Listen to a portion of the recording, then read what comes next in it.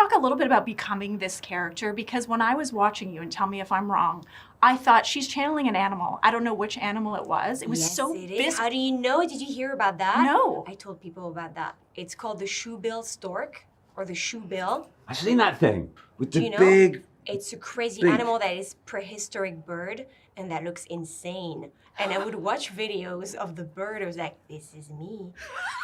And then the bird is like slowly moving, and she's, I'm gonna look at the camera like this, like, and then staring like this. And in the movie, I stare a lot, actually, so it works. I first sort of got the idea that animals might be helpful in my profession before the war in the Cairo Zoo. I was on tour playing Hamlet, and there was a bird there called a shoebill. It's all right if I stand up, because sure. I don't think I can do this anymore. But it stands about that high, and it's grey, very soberly pale grey, and it doesn't like being watched. That appealed to me at no end.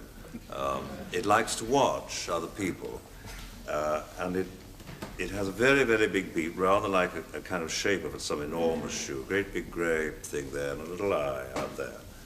And I first spotted it, and it was standing on one foot with a kind of little tail out. I don't think it would stand up anymore. And kind of eyeing one.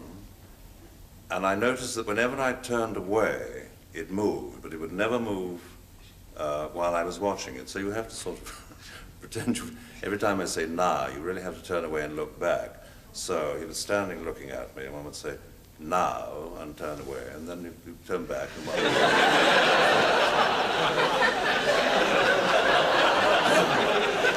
would say "now" and "now."